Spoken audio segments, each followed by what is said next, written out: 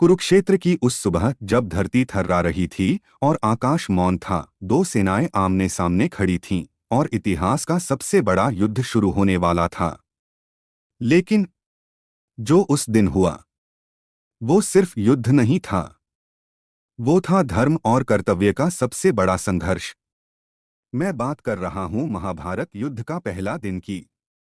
भोर की पहली किरण जैसे ही कुरुक्षेत्र की धूल भरी धरती पर पड़ी, वातावरण में एक अजीब सी निस्तब्धता फैल गई। हवा थमी हुई थी, मानो स्वयं समय सांस रोककर खड़ा हो। दूर दूर तक फैली दो महासेनाएं, एक ओर कौरव दूसरी ओर पांडव, अपने भाग्य का निर्णय करने को तत्पर थीं। लाखों योद्धाओं की आंखों में क्रोध, कर्तव्य और भय एक साथ चमक रहे थे। तभी श्वेत रथ पर सवार श्री कृष्ण ने घोड़ों की लगाम थामी और अर्जुन के रथ को युद्धभूमि के मध्य ले आए। सामने भीष्म, द्रोण, कृपाचार्य और अपने ही रक्त संबंधियों को देख अर्जुन का हृदय कांप उठा। धनुष गांडीव उनके हाथ से ढीला पड़ गया। आंखें नम थीं, स्वर टूट चुका था।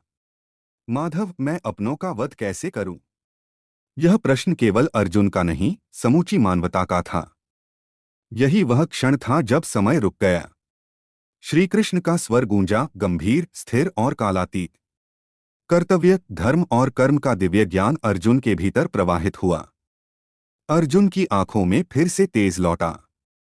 उन्होंने गांडीव उठाया। युद्ध अब टल नहीं सकता था। अचानक आकाश को चीरता हुआ शंखनाद गूंज उठा। कृष्ण का पांचजन्य, अर्जुन का देवदत्त, भीम का पौंड्र, हर शंख मानो घोषणा कर रहा था, अब न्याय का निर्णय होगा। इसके प्रत्युत्तर में कौरव सेना से भीष्म पितामह का सिंहनाद उठा, जिसने धरती को कंपा दिया। युद्ध शुरू हुआ। रथ रथ से टकराए, तलवारें चमकीं, बाणों की वर्षा से आकाश ढक गया। धूल और रक्त ने मिलकर एक भयानक धुंध रच दी। भीष्म पितामह रणभूमि में प्रलय बनकर उतरे। उनके धनुष से छूटे बाण अग्नि की तरह गिरते, पांडव सेना की पंक्तियां टूटती चली गईं। हर बाण के साथ एक योद्धा गिरता, कुछ घायल, कुछ वीरगति को प्राप्त। पांडव पक्ष से भीम गदा घुमाते हुए वज्र के समान टूट पड़े। हाथी चीत्कार करने लगे, रथ उलट गए।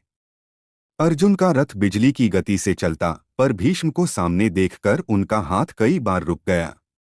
बाण छोड़े, पर पूरी शक्ति से नहीं। यह युद्ध केवल शस्त्रों का नहीं था, यह भावनाओं का युद्ध भी था। सूर्य धीरे धीरे पश्चिम की ओर झुकने लगा। रणभूमि लाशों और टूटे अस्त्रों से भर चुकी थी। शंख फिर से बजे, संध्या का संकेत। पहला दिन समाप्त हुआ। धूल में खड़े पांडव समझ चुके थे, यह युद्ध सरल नहीं होगा। भीष्म के रहते विजय दूर है।